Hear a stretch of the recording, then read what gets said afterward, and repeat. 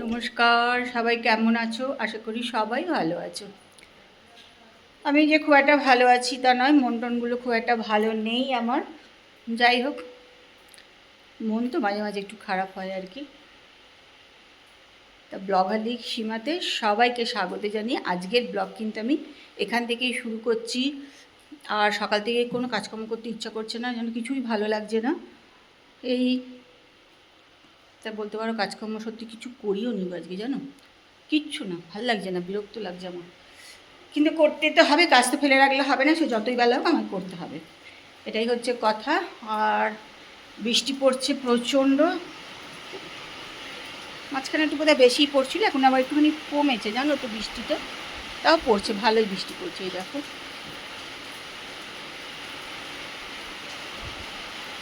বৃষ্টি পড়লে একটু চিন্তা যে দীপা কী করে আসবে, ওর অনেকটা দূর থেকে আসতে হয়, ওই জন্য একটু চিন্তা হয় যে ও কী করে আসবে বৃষ্টিতে। আর রোজ রোজ যদি ভিজে ভিজে আসে না, আবার ওর শরীর খারাপ করবে, জ্বর হবে, সব দিকেই সমস্যা। চলো, আজকের ব্লগ কিন্তু আমি এখান থেকেই শুরু করছি। তোমরা আমার সঙ্গে থাকো আর ব্লগটা দেখতে থাকো।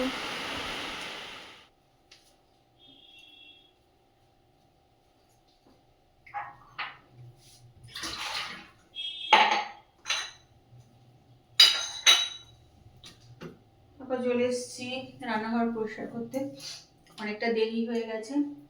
যাই হোক, বাইরে তো বৃষ্টি পড়েই যাচ্ছে।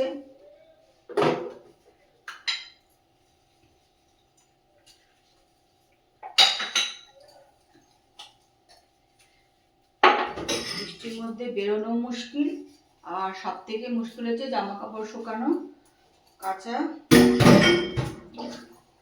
এটাই হচ্ছে। কিন্তু জামা কাপড় তো একদিন আমাদের না কাচলে চলবে না, রোজই কাচা।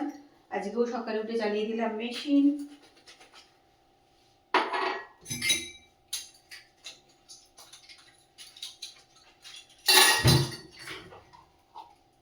তবে যা গরম পড়েছিল না, বাপরে বাপ, 2-3 দিন গরমটা মানে সহ্য করার মতন হচ্ছিল না।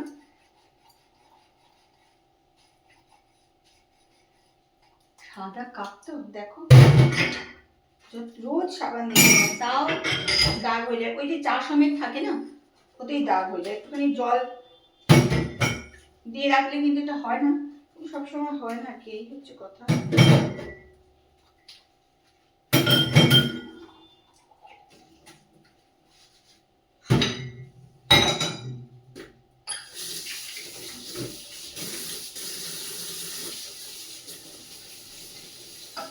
মাঝখানে কলের জল এত গরম হয়ে যাচ্ছিল না, যে স্নান করতে কষ্ট হচ্ছিল, এত গরম হয়ে যাচ্ছিল। এখন আবার কলের জল কি বলতো, একদম ঠান্ডা, বেশ ভালোই ঠান্ডা এখন আবার কলের জল।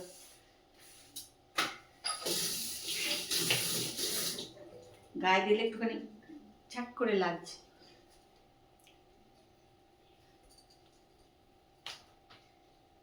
চলো তাহলে বাসন টাসন ধুয়ে রান্নাঘরটা পরিষ্কার করে নিই। গুড ইভিনিং, চলে এসেছি রান্নাঘরে চা করতে। চা বসিয়েও দিয়েছি, এখানে চায়ের জল বসিয়ে দিয়েছি।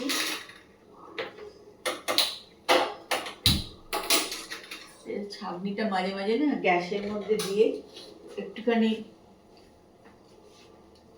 পুড়িয়ে নিলে না, সব নোংরাগুলো ছাঁকনি পড়ে যায়। মানে চা পাতাগুলো তো দিতে দিতে আটকে জালে, সেগুলো একদম পরিষ্কার হয়ে যায়।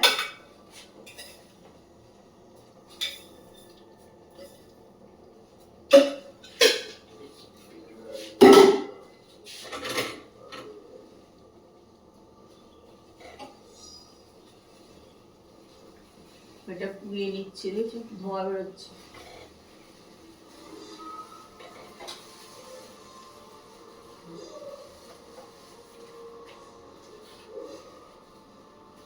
এটা সাবান দিয়ে ধুলে একদম ঝকঝকে হয়ে যাবে। তারপর চলে এসেছি রান্নাঘরে,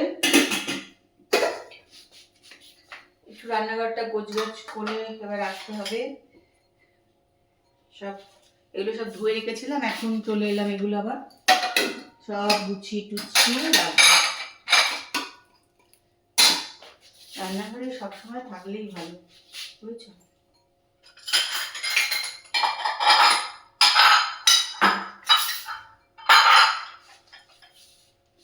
যখনই সময় থাকে তখন এগুলো করে রাখলে আমার নিজেরও আর কি সুবিধা হয়। করে একবারে রেখে দিলাম। এখন এখানে সমস্ত কাঁচের জিনিসপত্র এবার এখানে সব গুছিয়ে টুচি রাখতে হবে।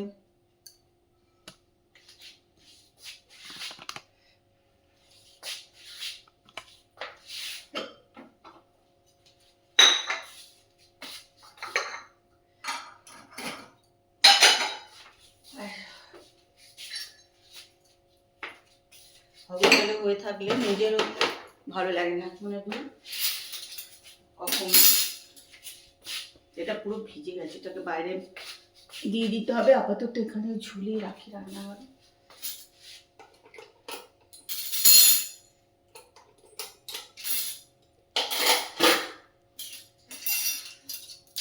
রান্নাঘরের পেছনেই অনেক সময় চলে যায়, তাই না? যত না রান্না করতে লাগে তত সময় লাগে রান্নাঘর পরিষ্কার করতে, গুছিয়ে রাখতে, এগুলো করতে অনেক বেশি সময় লেগে যায়। আর আজকে মাইক্রোওভেনটাও অনেক দিন পরিষ্কার করে নিই, তাই যেটা নিয়ে নিয়েছি।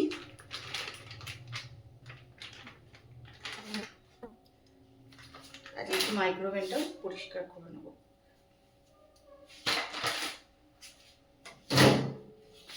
ভেতরটা দেখো না বেশ নোংরা হয়ে গেছে, দেখেছো? আজকে এটা মানে কিছুদিন না করলেই না মানে বেশ ভেতরটা নোংরা নোংরা হয়ে যায়, তাই না?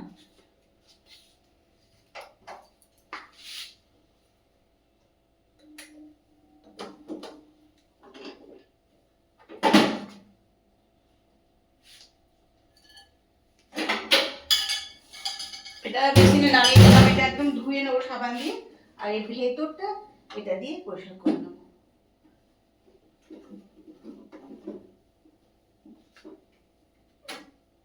আগে না জল টল দিয়ে ন্যাকড়া দিয়ে মুছে সব করতাম, তা দেখলাম খারাপ হয়ে যায় ভেতরের জিনিসপত্র।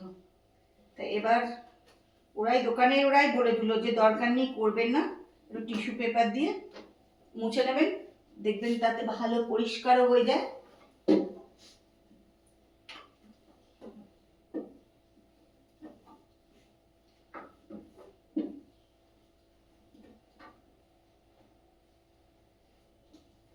সারাদিন না কাজের পেছনে পড়ে থাকো, কি অবস্থাটা হয়েছে, তাহলেই ভালো।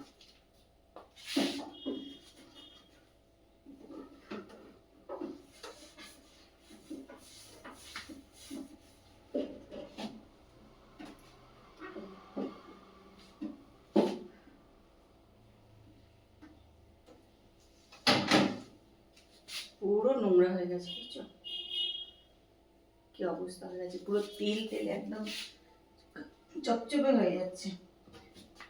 তেলটা পুরো ভেতরে না টেনে নেয়। এটা টিস্যু দিয়ে করলে এটা একটা খুব সুবিধা। তোমরা যারা করো জানো, আর যারা করো না তারা একবার টিস্যু দিয়ে পরিষ্কার করে নেবে, দেখবে বেশ পরিষ্কারও হয়, কোনো ঝামেলাও করতে হয় না।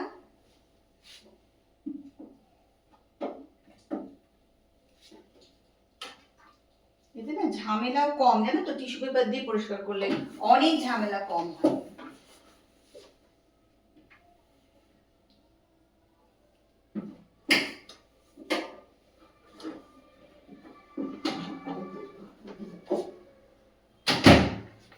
হয়ে গেছে ওটা।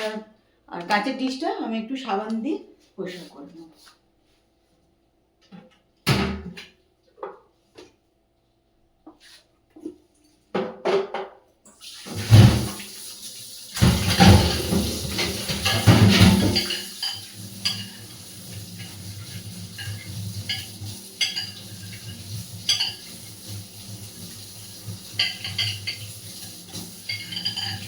ডাল টাল গরম করলে না বেশি হয়ে যায়, জানো তো? ছিটে ছিটে লাগে, খারাপ মানে দাগ হয়ে যায়, ডাল টাল গরম টরম করতে গেলেই বেশি দাগ হয়ে যায়।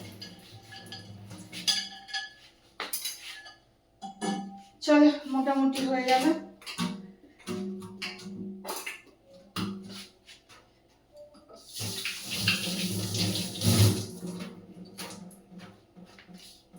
আর এত বাজে অভ্যাস না, রান্নাঘরে টাওয়েল থাক যাই থাক, ভীষণ বাজে অভ্যাস নাইটিতে হাত মুছে নাও। এগুলো ব্যবহারই করা হয় না, জানো তো। মানে ওই করলাম পরিপাট করে নাইটিতে হাত মুছে ফেললাম, ব্যাস হয়ে গেল।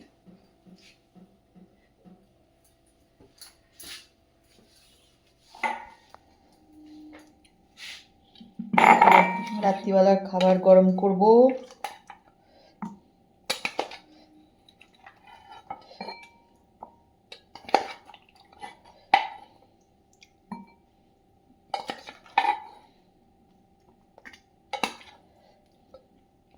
মাংসের ঝোল না থাকলে খাবার গরম করতে খুব অসুবিধা,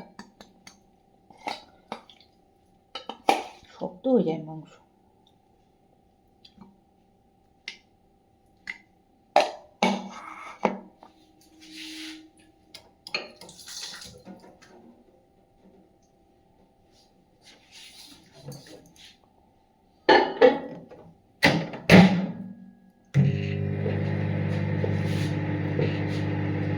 চলো বসিয়ে দিলাম।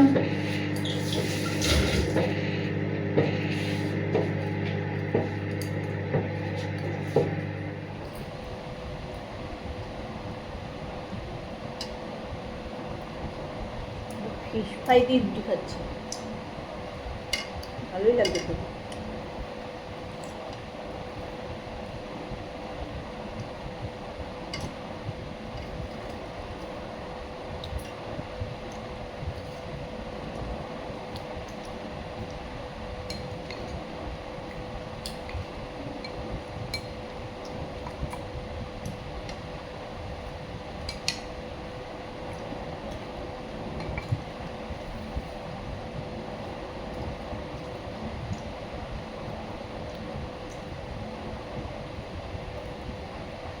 মাংসটা নরম হয়েছে মানে ঠিকই, মাংস নরম, আজকে গরম করেছে, নরম আছে একদম।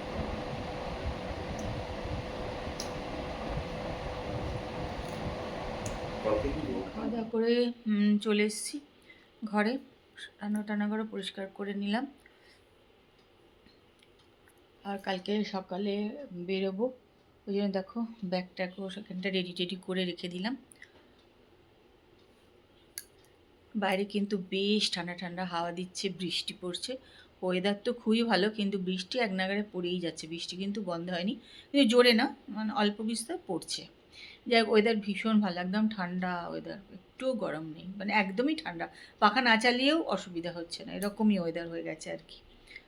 তো চলো আজকের ব্লগ কিন্তু আমি এখানেই শেষ করছি। কালকে একটা সুন্দর সকালে সুন্দর ব্লগ নিয়ে চলে আসবো, ততক্ষণ সবাই ভালো থেকো। আজকের মতন ব্লগ এখানেই শেষ করলাম। যদি ভালো লাগে তাহলে একটুখানি লাইক করে দিও, আর কমেন্ট করতে ভুলে যেও না। তো চলো আজকের মতন good night, tata, bye bye.